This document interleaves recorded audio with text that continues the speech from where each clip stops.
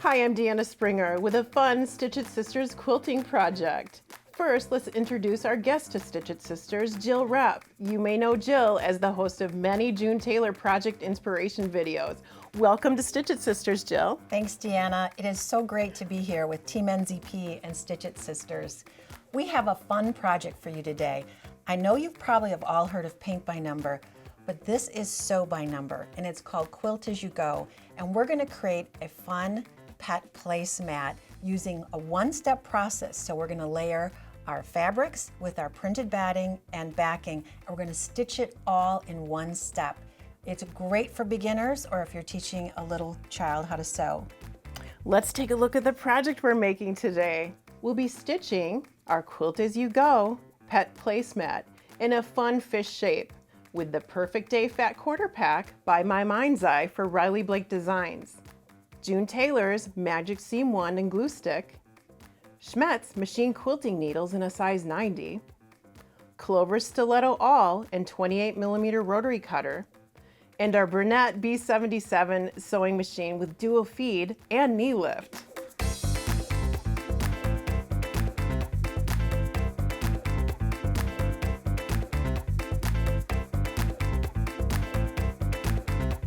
To make our Quilt As You Go cat pet placemat, first we'll start by preparing our fabrics. So head to the ironing board and pre-shrink and iron those fabrics and remove all those wrinkles and spray starch them with Quilter Starch Savvy. Absolutely. When we're making this project, we want to finger press or use a pressing wand. So we like the fabrics to be nice and stiff.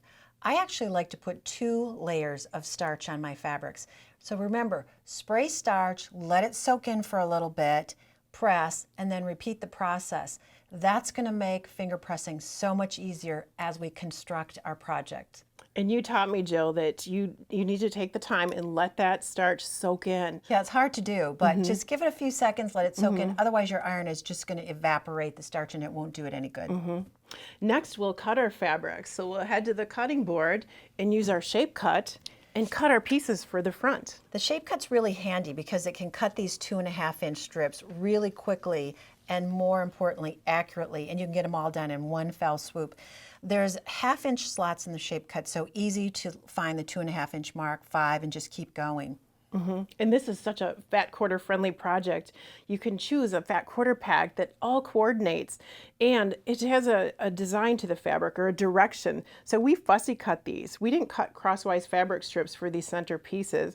We cut them so all the kitty cats are facing right side up on our finished project.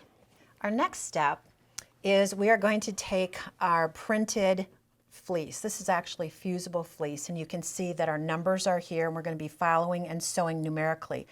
On the back, or the bumpy side, is actually a fusible, and that's going to be fused to the wrong side of our backing fabric. So here's the right side, here's the wrong side. Put this over the top, and then you want to take a press cloth, and you want to fuse those layers together. You never want the hot iron coming into contact with the fleece batting. Actually, we don't even want to press this until all the piecing is done on the front.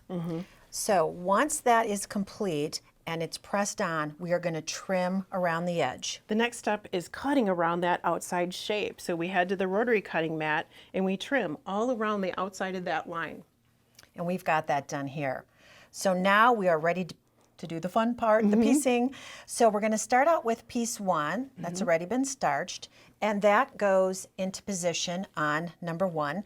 But first we're going to attach it, and we're going to use our fabric glue. And what we love about this glue is that you can really see it going on, but then it will eventually disappear. So let's put piece 1 down, and now it's secure. And now we're going to locate piece number 2. So piece number 2 is our pink paw. So what we'll do with piece 2 is it's going to go here. So the easy way to remember, flip it backwards so you have right sides together, raw edges even. And now what you're going to want to do is sew down here through all layers. So through the 2 fabrics, the fusible fleece and the backing, and sew in a scant 1/4-inch seam allowance. Right. Next we'll head to the sewing machine and construct our pet placemat. We'll insert that size 9D machine quilting needle and we'll attach that optional quilting foot. You'll want to engage the dual feed if you have dual feed. The knee lift is a great option for keeping both hands on the project. And this is why you call this Quilt As You Go. Exactly. Because you're quilting through all the layers. Right, so you're going to see the stitching on the front and you'll also see it on the back. So we're just taking the quilting process from 3 steps down to 1. So we've got that done here. And you can see this is our seam allowance right along here. So next step is to flip this open and it should line up on the next placement line, which is right here, and it does.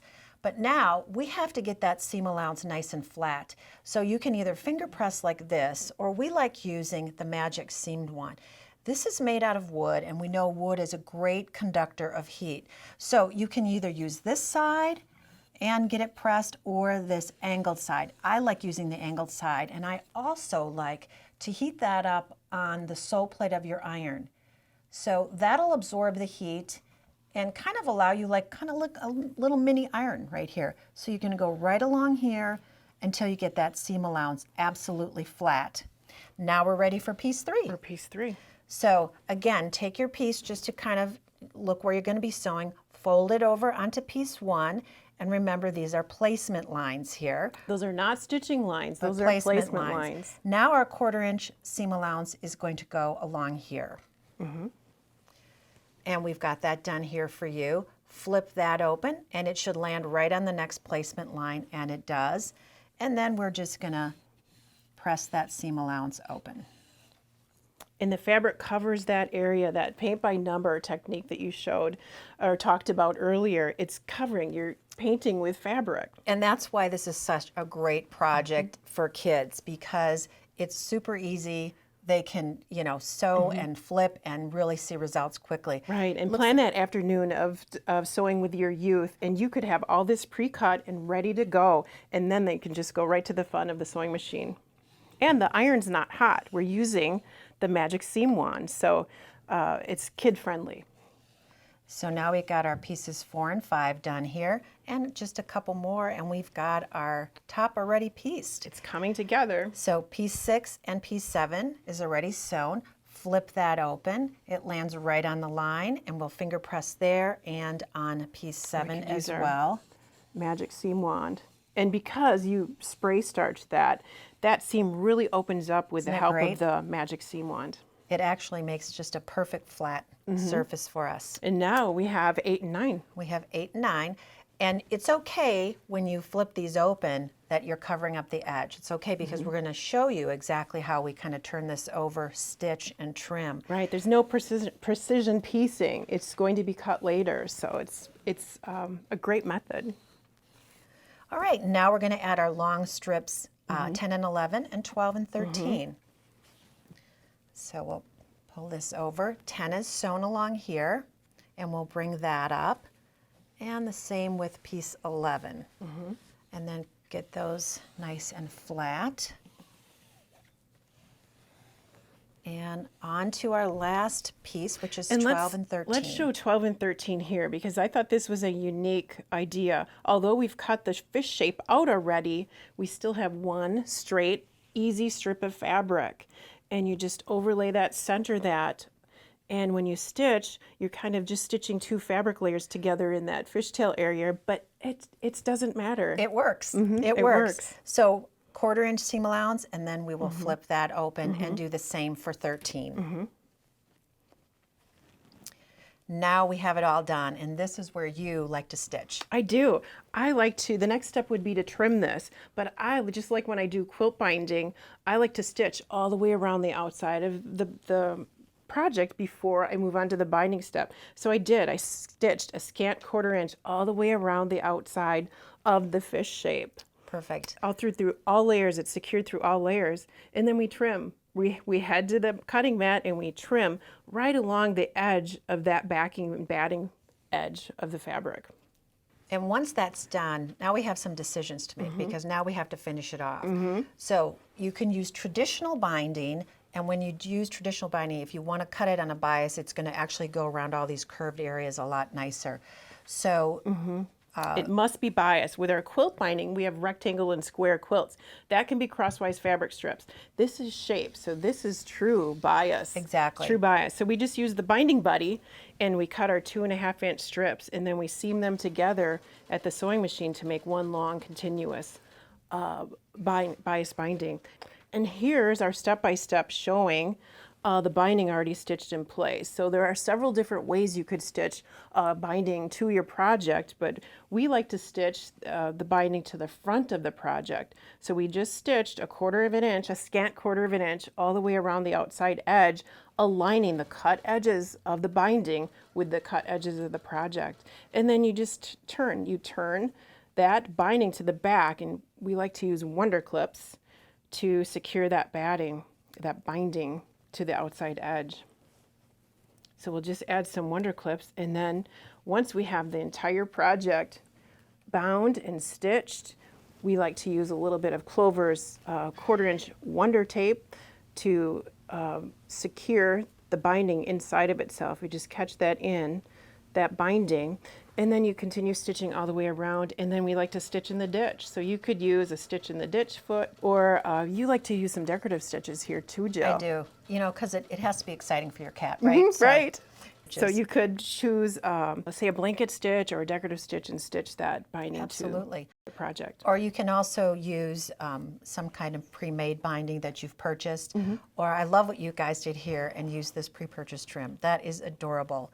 And it really kind of sets it off, I think. For our fancy cat. Yeah. So again, we just top stitch this to the edge, and we turn it over. You can see that we used a zigzag stitch and monofilament thread in the needle and just stitched all the way around. And the trim just shapes to the outside edge, and you have a completed fish placemat for your kitty cat. It's adorable. It is. And what about if you have a dog, Jill? We can't forget about the dogs, right? So for that, we have our dog bone placemat. Is this not adorable?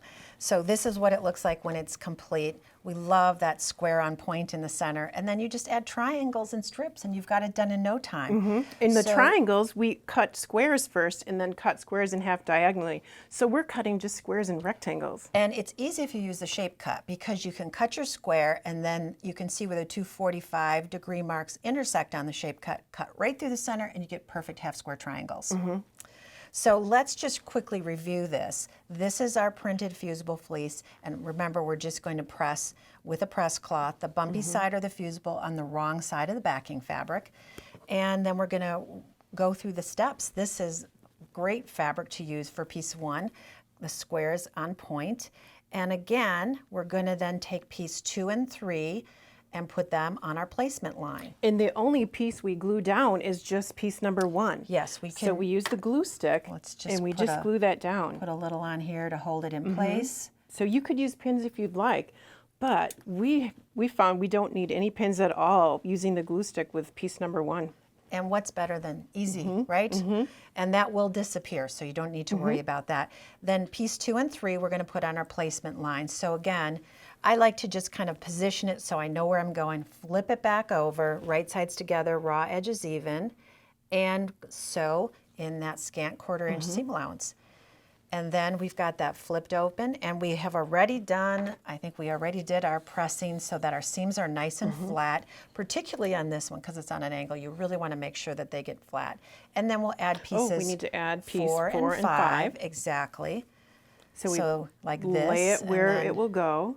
And when you lay it where it will go, it's also handy because sometimes with these angles, if you get it off a little bit and you flip it open, it might be a little short. You'll come up short. So I always try to really get it lined up, then flip it over, and then go ahead and do your sewing. Great tip. And that's done here. Isn't that adorable? Everything is done and pressed open. And then 6 and 7 is also a square that we cut into 2 half square triangles and sew those on as well. We lined them up. And then lined them up, stitched, and flipped. Quilt as you go. Yes, and let's just flip this over for a second because you can see the quilting is here, which is thus the name Quilt As You Go. So you're completing all steps in one pass. And we used a contrasting thread so you could see the stitches, but you could use a coordinating thread and it would blend right in. Yeah, it depends on what, maybe you want to see the stitches, maybe you don't want to see the stitches. The other right side, as our friend Nancy would say. Well, that way your pet has 2 sides. You don't get bored with just the one side, right? Right, so we did use one of the fun fat quarters in the pack to use as the backing fabric. Have the back as fun as the front. This is great for that fat quarter pack. It's so fat quarter friendly. And then we've got our strips along each side.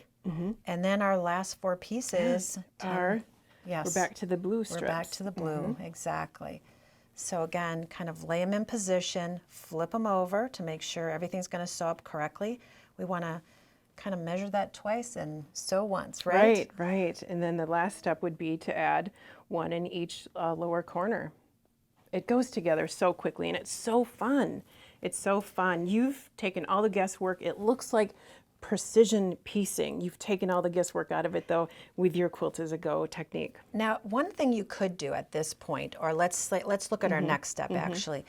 At this point, before you even trim it, if you want to add extra quilting, say you're more of an advanced quilter and you want to do like some stitching right along these lines, it's going to give it just a little bit more body. And if you love to do additional quilting, you know, maybe mimic this shape, kind of echo that triangle, now is the time to do that before you begin to finish. Although it's all quilted, it's not coming apart. Right. It's all quilted through all layers. You're right, you can add some additional quilting, or perhaps my sister Denise would like to do some machine embroidery in the center. Actually, maybe the pet's name or something like right. that. Customize it. Absolutely. Right. I love that idea. Right. And then again, we can use several options. I think on this, when you finish, we're going to do your stitching around and trim. And then you use the pre-purchased double fold, and that is just so handy, and that solid red really sets off well on here. It worked so it looks well. great. But you can do the same thing with one of your fat quarters and cut your own custom bias trim like with the original one that we showed today. Right, like and this. just bias trim it. Or you could use purchase trim like we showed with the pet placemat and top stitch something in place around the outside of the edges too. But Quilt As You Go is not just for pets, Jill. You have so many more projects. We do, from tote bags to quilts to table runners to placemats to reusable shopping totes. We have over 100 different designs in this sew by number Quilt As You Go theme. And I love it because so many of us today are actually trying to teach others how to sew. We'd like to share our skills. Or maybe you're trying to teach a grandchild how to sew. This is a great beginner kind of project for that. But if you're an experienced quilter, again, it's nice because you can kind of add some more detail and make it a little bit more unique. So yeah, we love the ability to take quilting projects and maybe take a step away from that great big one we're working on and do a really quick cheater one. So and it's just fun. Yes. It's just fun regardless of your skill level. Well, Jill, thank you for being our guest today on Stitch It Sisters. It's been so much fun, and I look forward to you coming back and showing us additional Quilt As You Go projects. I enjoyed it. Thank you for having me. It was great fun. We hope you've enjoyed the Stitch It Sisters project. You'll find these Quilt As You Go cat and dog pet placemat projects, along with a limited number of project bundle boxes at stitchitsisters.com. Be sure to tune in again for another Stitch It Sisters sewing adventure. In the meantime, connect with Stitch It Sisters and friends on our social sites. Stitch It Sisters is made possible by Bernina, Clover, Riley Blake Designs, June Tailor, OESD, Oklahoma Embroidery Supply and Design, and shopnzp.com. Bernina, made to create.